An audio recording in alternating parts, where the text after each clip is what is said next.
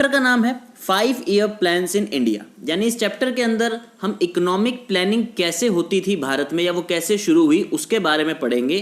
Chapter का जो buildup हुआ है वो शुरू में थोड़ी सी हिस्ट्री बताई गई है, उसके बाद प्लानिंग के लिए एक बेस बताया गया कि इकोनॉमिक प्लानिंग क्या होती है, डिफरेंट टाइप ऑफ इकोनॉमीज क्या होती हैं, गोल्स क्या होते हैं, ये सब।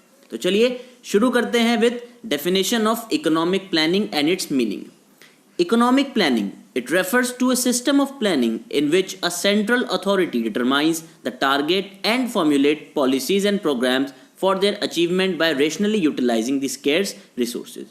Economic planning एक ऐसा सिस्टम है जिसके अंदर एक सेंट्रल अथॉरिटी कोई भी टारगेट या कोई भी ऑब्जेक्टिव या गोल्स डिटरमाइन करती है और फिर उन गोल्स को अचीव करने के लिए पॉलिसीज या प्रोग्राम्स को बनाती है। यहाँ पे एक बात ध्यान रखनी है कि यहाँ पर जो रिसोर्सेज होती हैं वो बहुत स्कैर्स होती हैं, बहुत ही कम होती हैं, तो उनका बहुत ही सही तरीके से उपयोग करना होता है, उनको रेशनली यूटिलाइज करना होता है। एज पर प्लानिंग कमीशन के अनुसार जो एक स्टैंडर्ड डेफिनेशन दी गई है, that is economic planning means utilisation of country's resources in different developmental activities in accordance with national priorities.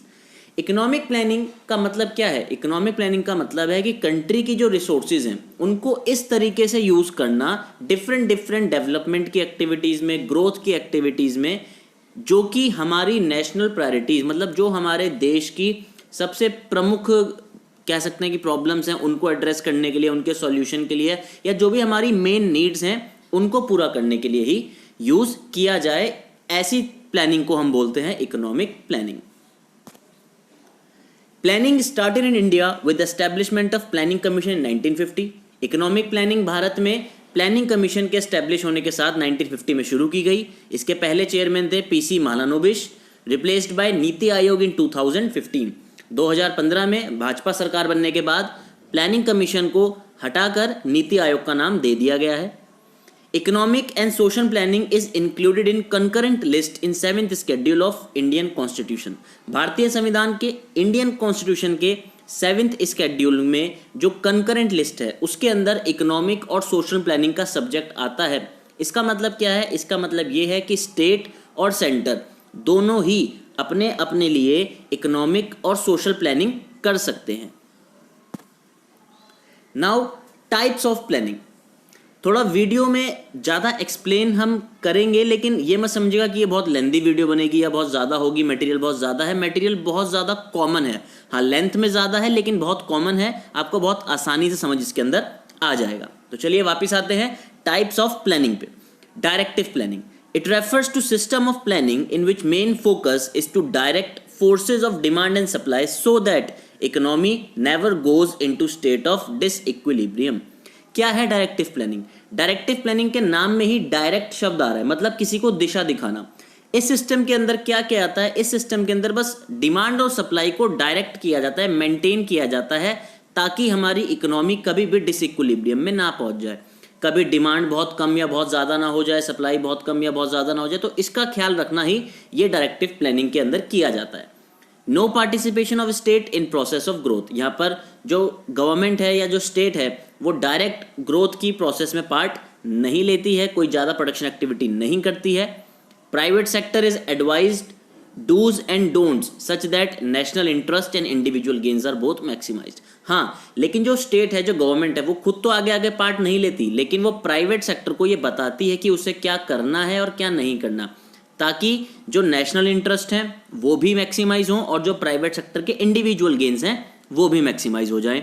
It is followed in capital economies. Directive planning को ज्यादातर देखा गया है कि वो कैपिटलिस्ट इकोनॉमीज के अंदर ही फॉलो करी जाती है।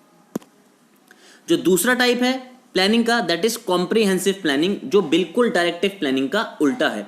It refers to system in which government takes part in process of growth and development. Directive planning के अंदर गवर्नमेंट पार्ट नहीं ले रही थी, लेकिन जो कॉम्प्रिहेंसिव प्लानिंग है उसके अंदर गवर्नमेंट एक एक्टिव पार्ट लेती है ग्रोथ एंड डेवलपमेंट में। लेकिन इसका मतलब ये नहीं है कि यहाँ पे प्राइवेट सेक्टर पार्ट नहीं लेता, प्राइवेट सेक्टर तो यहाँ भी पार्ट लेता है, दोनों एक साथ काम करते हैं ग्रोथ के लिए। Private and public sector both work for growth together. Social gains are main motive, यहाँ पर social gains welfare main motive होता है। It is followed in socialist as well as mixed economies. ये सोशलिस्ट इकोनॉमी में भी और mixed economy में भी, जैसे भारत एक मिक्स्ड इकोनॉमी है, वहाँ पर भी ये फॉलो किया जाता है। तो हमारे भारत के अंदर कॉम्प्रिहेंसिव प्लानिंग को ही फॉलो किया जाता है। नाउ टाइप ऑफ इकोनॉमीज, अभी हमने पढ़ा कि प्लानिंग के 2 टाइप होते हैं। अब इकोनॉमीज कितने टाइप की होती हैं, ये आप लोग बहुत ही जनरल टॉपिक है, ये 9th क्लास से पढ़ते आ रहे हैं, उसको फटाफट रिवाइज करते हैं, ज़्यादा इसके ऊपर ड्वेल नहीं करेंगे। सबसे पहला कैपिटलिस्ट इकोनॉमी। कैपिटलिस्ट इकोनॉमी वो इकोनॉमी होती है जिसके अंदर मीन्स ऑफ प्रोडक्शन इंडिविजुअल्स के पास होते हैं, वो उनके ओनर्स होते हैं, और जो भी डिसीजन लेने होते हैं इकोनॉमिक, वो इंडिविजुअल्स या प्राइवेट सेक्टर अपने मर्जी से ही लेता है। Their main motive is profit maximisation, उनका जो मेन मोटिव है दैट इज प्रॉफिट मैक्सिमाइजेशन। ये वर्ड थोड़ा गलत टाइप हो गया, their main motive is profit maximisation. जब आप लोग नोट्स बनाएंगे तो इसको देयर मेन लिखेंगे। फीचर्स क्या है कैपिटलिस्ट इकोनॉमी के, कि means of production privately owned होते हैं, प्राइवेट सेक्टर उनको ओन करता है। Means of production are used in order to maximise profit. अब जब प्राइवेट सेक्टर उनको ओन करेगा तो प्राइवेट सेक्टर का जो मेन मोटिव होता है वो प्रॉफिट मैक्सिमाइजेशन होता है। और तीसरा, government role is confined largely to maintain law and order and defence of the country. Government का जो रोल है वो लार्जली कहां तक कन्फाइंड होता है कि बस वो लॉ एंड ऑर्डर को मेंटेन करे और कंट्री के डिफेंस के ऊपर ध्यान दे। यानी यहाँ पे प्रोडक्शन प्रोसेस के अंदर गवर्नमेंट को एक एक्टिव रोल नहीं दिया जाता, सब्सिडरी रोल होता है गवर्नमेंट का कि बस लॉ और ऑर्डर मेंटेन करेगी। मेरिट्स क्या है इस इकोनॉमी के, सबसे पहली बात कि सेल्फ इंटरेस्ट का प्रमोशन होता है, प्रॉफिट बहुत मैक्सिमम होते हैं, और जीडीपी ग्रोथ का जो रेट होता है that is very fast. Demerits क्या है, कलेक्टिव इंटरेस्ट के बारे में यहाँ पर बात नहीं करी जाती, सिर्फ वही गुड्स बनाए जाते हैं जो हाई प्रॉफिट यील्ड करते हैं। पुअर पीपल को गुड क्वालिटी गुड्स नहीं मिल पाते क्योंकि उनकी जो प्राइस होता है वो काफ़ी ज़्यादा होता है, तो उनकी रीच से बाहर होता है। इसलिए यहाँ पर कहा जाता है कि यहाँ पे जो ग्रोथ होती है that is without social justice, जो ग्रोथ है वो विदाउट सोशल जस्टिस यहाँ पर होती है। Second type of economy is socialist economy. In this type of economy जो मीन्स ऑफ प्रोडक्शन होते हैं वो सोशली ओन्ड होते हैं या पब्लिक ओनरशिप होती है उनकी। It is the type of economy in which there is social और public ownership of means of production, यानी means of production collectively own होंगे, किसी एक बंदे के नहीं होंगे। Economic decisions are taken by central authority of government with in motive of social welfare. जो इकोनॉमिक डिसीजंस लिए जाते हैं वो गवर्नमेंट के द्वारा लिए जाते हैं या किसी सेंट्रल अथॉरिटी के द्वारा लिए जाते हैं, जिसका मेन मोटिव क्या होता है, सोशल वेलफेयर करना। इसके फीचर्स क्या हैं, सबसे पहली बात पब्लिक ओनरशिप होती है। दूसरा, मीन्स ऑफ प्रोडक्शन को इस तरीके से यूज किया जाता है कि सबसे पहले सोशल वेलफेयर मैक्सिमाइज हो सके। यहां भी प्रॉफिट की बात होती है लेकिन प्रॉफिट यहां पे सेकेंडरी मोटिव होता है और मेन मोटिव या प्रायोरिटी क्या होता है, social welfare. Third, direct participation of the government in the process of production. यहां पर जो प्रोडक्शन की जो प्रोसेस है, जो ग्रोथ की प्रोसेस है, वहां पर गवर्नमेंट का डायरेक्ट पार्टिसिपेशन होता है, कॉन्ट्ररी टू कैपिटलिज्म जहां पर एक एक्टिव पार्टिसिपेशन गवर्नमेंट के द्वारा नहीं निभाया जाता। मेरिट्स क्या है यहाँ पर, सबसे पहली बात कि इनकम और ग्रोथ के जो बेनिफिट्स निकलते हैं या डिस्ट्रीब्यूशन ऑफ इनकम होता है या ग्रोथ होती है, उसके जो बेनिफिट्स हैं वो इक्वली डिवाइड होते हैं, इक्वालिटी होती है डिस्ट्रीब्यूशन में, और यहाँ पर जो ग्रोथ होती है that is with social justice. Demerit क्या है, सबसे पहली बात कि जब हम लोग ज़्यादा मैक्सिमम वेलफेयर के ऊपर ध्यान देंगे तो हमारा जीडीपी ग्रोथ की जो पेस होती है, जो उसका रेट होता है वो स्लो हो जाता है। तो यहाँ पर सबसे बड़ा डीमेरिट यही है कि slow pace of GDP growth as it is not directed by principle of profit maximisation, क्योंकि यहाँ पे जो मेन मोटिव होता है, जो मेन प्रिंसिपल यहाँ पे फॉलो होता है दैट इज सोशल वेलफेयर। तो सोशल वेलफेयर के अकॉर्डिंग क्या होता है कि जो जीडीपी का जो ग्रोथ रेट है वो थोड़ा स्लो हो जाता है। वहीं पे कैपिटलिस्ट इकोनॉमी जो बहुत तेज ग्रोथ करती है, उसका कारण ये है कि वो लोग जो प्रिंसिपल फॉलो करते हैं वो प्रॉफिट मैक्सिमाइजेशन का प्रिंसिपल होता है। आई होप आप लोगों को यहाँ तक समझ में आ रहा होगा। डाउट्स होंगे तो आप मुझे कमेंट्स में बता सकते हैं। आगे बढ़ते हैं। Mixed economy. In this type of economy private and public ownership of means of production को एग्जिस्ट। इस इकोनॉमी में प्राइवेट ओनरशिप भी होती है मीन्स ऑफ प्रोडक्शन की और पब्लिक ओनरशिप भी होती है। Production decisions are taken by following principles of profit maximisation keeping in mind the principle of social justice. जो यहाँ पे प्रोडक्शन डिसीजन लिए जाते हैं वो प्रिंसिपल ऑफ प्रॉफिट मैक्सिमाइजेशन को ध्यान में रख के लिए जाते हैं, लेकिन उसके साथ साथ प्रिंसिपल ऑफ सोशल जस्टिस को भी उतनी ही अहमियत यहाँ पर दी जाती है। यहाँ पर बाय की स्पेलिंग गलत हो गई है गलती से, प्लीज़ उसको इग्नोर कीजिएगा। तो यहाँ पर मिक्स इकोनॉमी में जो प्रोडक्शन डिसीजंस हैं वो दोनों सेक्टर्स लेते हैं मिलकर, प्राइवेट सेक्टर भी लेता है और पब्लिक सेक्टर भी लेता है। फीचर्स क्या है कि को ओनरशिप है मीन्स ऑफ प्रोडक्शन की, प्राइवेट सेक्टर के पास भी है, गवर्नमेंट सेक्टर के पास भी है। प्राइवेट सेक्टर जो डिसीजन लेता है वो प्रॉफिट मैक्सिमाइजेशन के मोटिव से लेता है, और गवर्नमेंट जो डिसीजन लेती है वो वेलफेयर मैक्सिमाइजेशन के मोटिव से लेती है। Both sectors are important part of the economy. अगर हम बोलते हैं कि इन दोनों में से कौन ज़्यादा इंपॉर्टेंट पार्ट है मिक्स इकोनॉमी का, तो नहीं, दोनों ही सेक्टर इक्वली इंपॉर्टेंट पार्ट हैं इकोनॉमी के। मेरिट्स क्या है? मेरिट्स जो कैपिटलिज्म के मेरिट्स हैं, जो कैपिटलिस्ट इकोनॉमी के मेरिट हैं वही इसके मेरिट हैं, जो सोशलिस्ट इकोनॉमी के मेरिट्स हैं वो भी इसके मेरिट है। यानी इसके जो मेरिट्स हैं वो कंबाइंड हैं। जीडीपी ग्रोथ यहाँ पर होती है, साथ साथ में सोशल जस्टिस की बात भी यहाँ पे करी जाती है, इक्वालिटी को भी प्रमोट करा जाता है। डीमेरिट क्या है? डीमेरिट ये है कि यहाँ पे गवर्नमेंट का एक बहुत एक्टिव रोल है। तो जो कभी कभी जो हम सुनते हैं कि गवर्नमेंट बहुत करप्ट हो जाती है, करप्शन के केसेस आते हैं, उसकी वजह से, करप्शन की वजह से जो प्रोडक्टिविटी है वो काफ़ी ज़्यादा लो हो जाती है। प्रोडक्टिविटी जब लो हो जाती है तो हमें लगता है कि जो ये पब्लिक सेक्टर एंटरप्राइज है अब ये हमें लॉस करके देगा, तो हम उसको बेचने का ट्राई करते हैं in the hands of private sector. इसे हम बोलते हैं प्राइवेटाइजेशन। तो प्रोडक्टिविटी लो होने की वजह से प्राइवेटाइजेशन की जो प्रोसेस है पब्लिक एंटरप्राइजेस की वो काफ़ी ज़्यादा यहाँ पर बढ़ जाती है। तो ये थी हमारी तीनों economy, capitalist economy, socialist economy and mixed economy.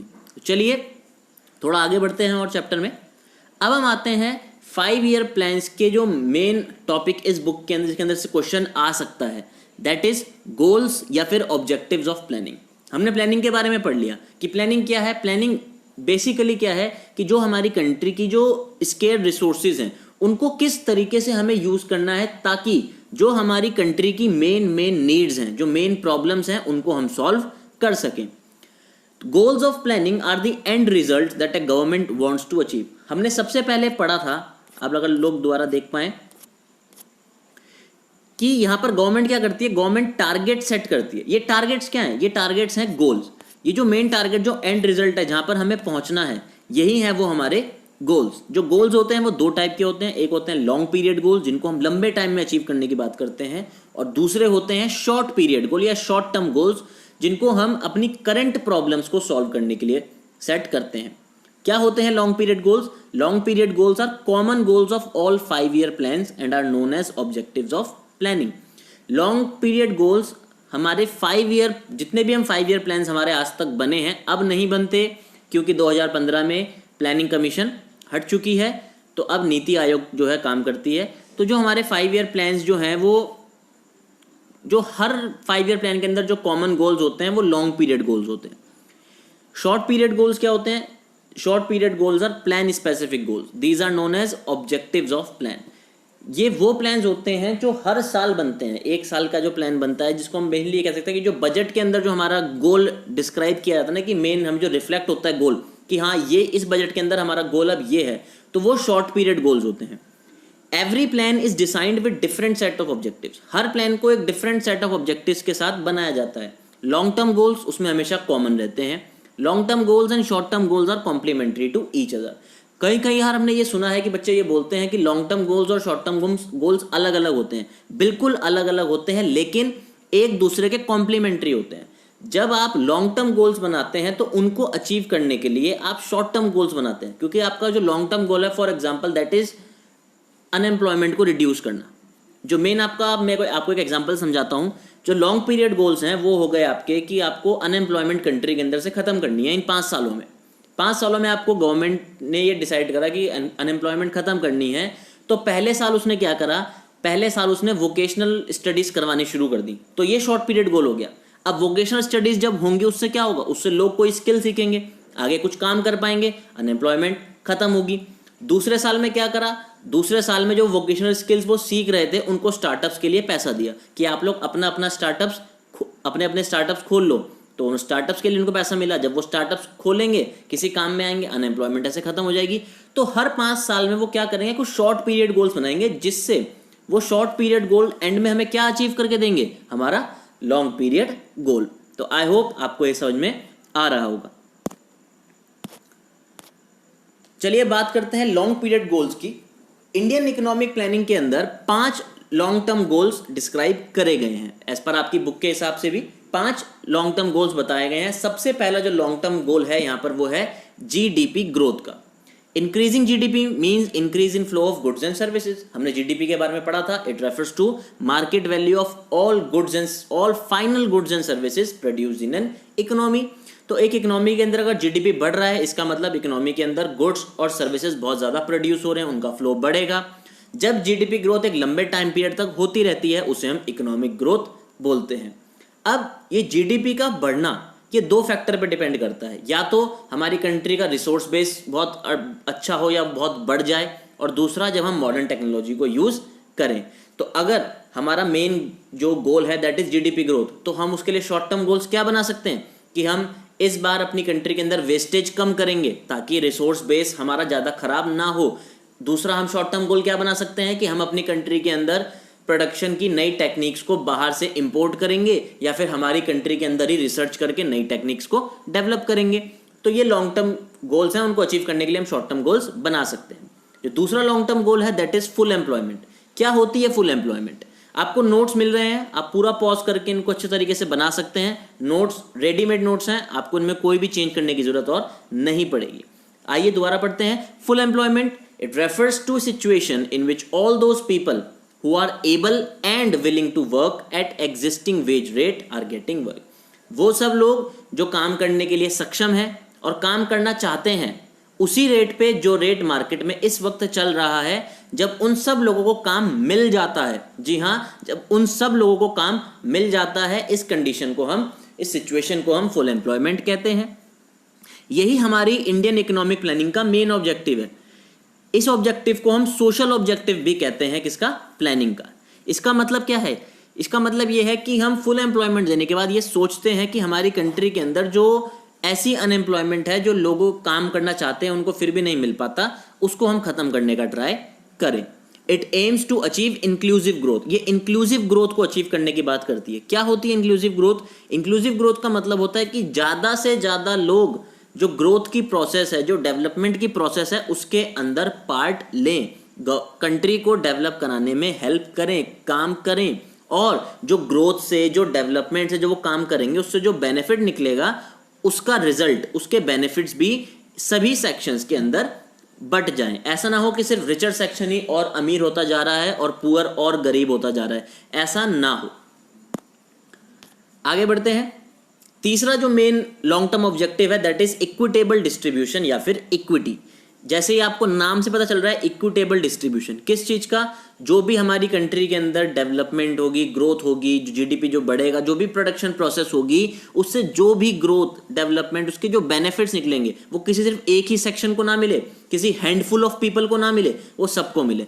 ऐसा ना हो कि रिच के इंटरेस्ट तो सर्व होते रहे, रिच के इंटरेस्ट पूरे होते रहे, लेकिन पुअर के जो इंटरेस्ट है उनसे उनको डिप्राइव कर दिया जाए, वो उनके पूरे ना हो।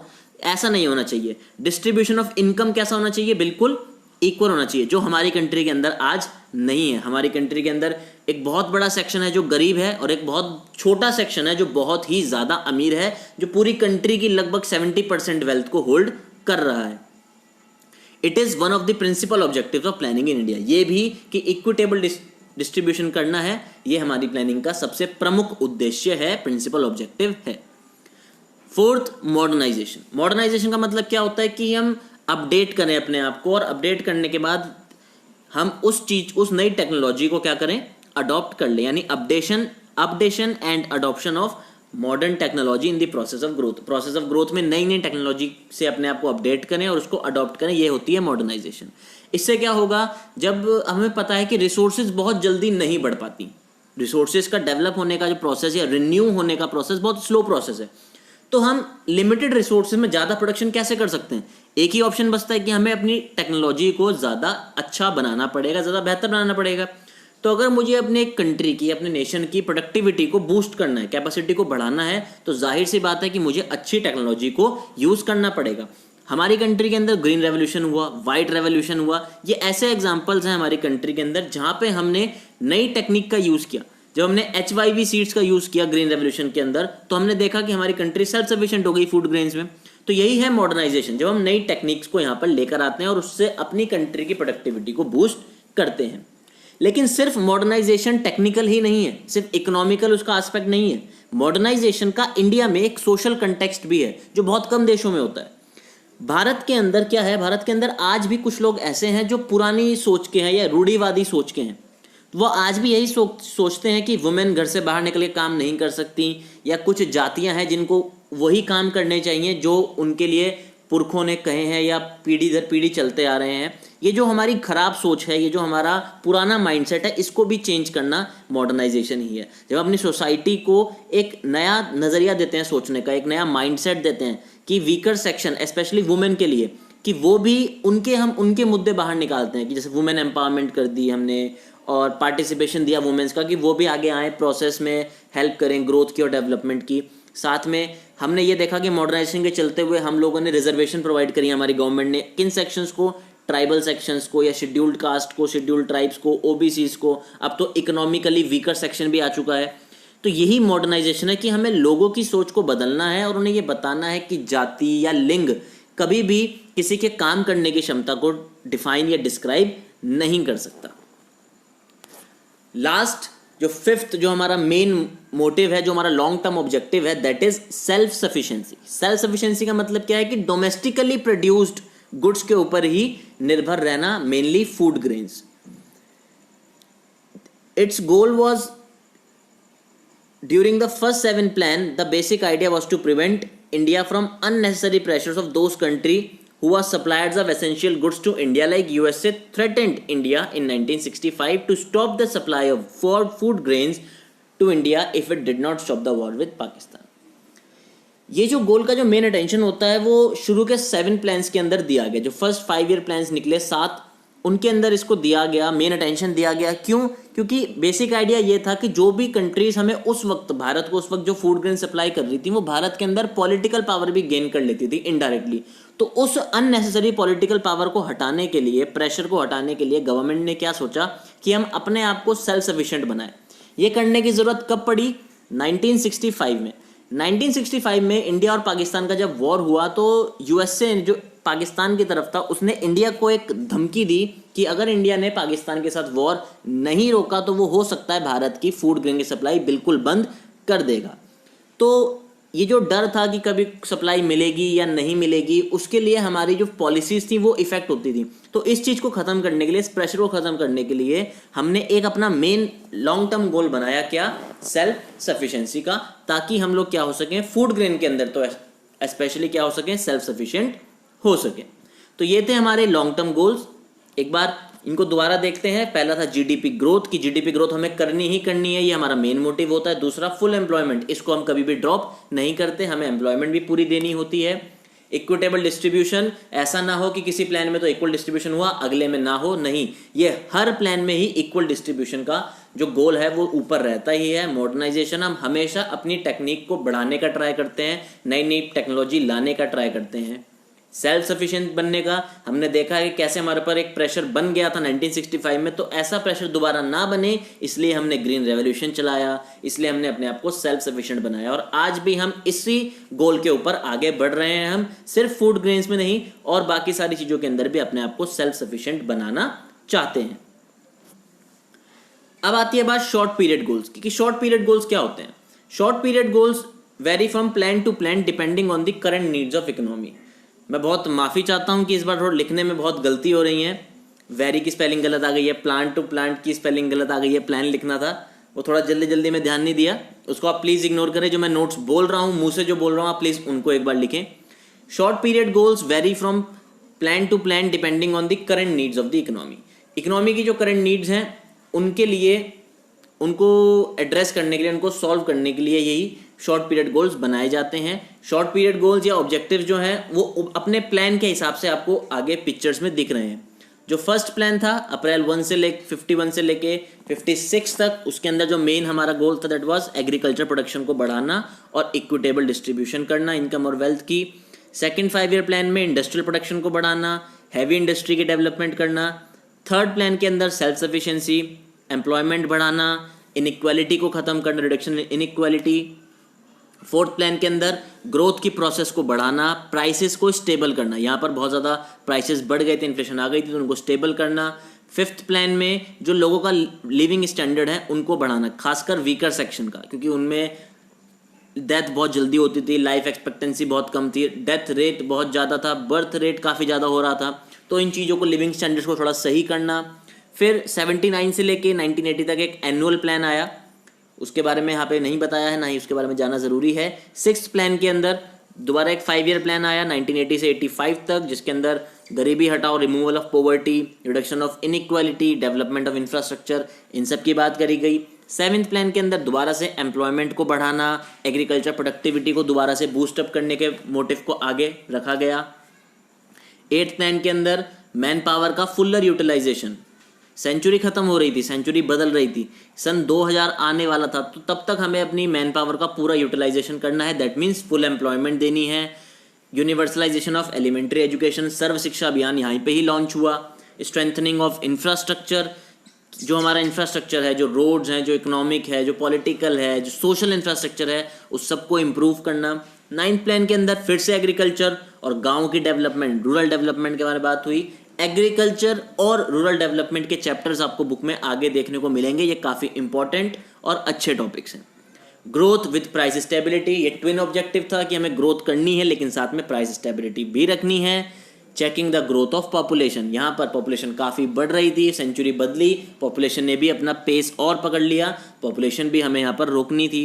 10th प्लान के अंदर क्वालिटी ऑफ लाइफ को बेटर करने की बात करी, हेल्थ, एजुकेशन फैसिलिटीज़ और कंजम्पशन को बेटर करने की बात करी।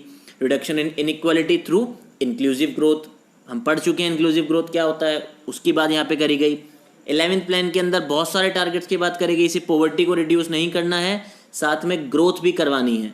दूसरा, एजुकेशन, हेल्थ सर्विसेज की क्वालिटी को इम्प्रूव करना है। ग्रीन रेवोल्यूशन दूसरा लाना है, हाई क्वालिटी जॉब्स निकालनी है, इन्वायरमेंट को प्रोटेक्ट करना है। 12th प्लान के अंदर जो 17 तक था, faster, sustainable and more inclusive growth करनी है। मैंने आपको भी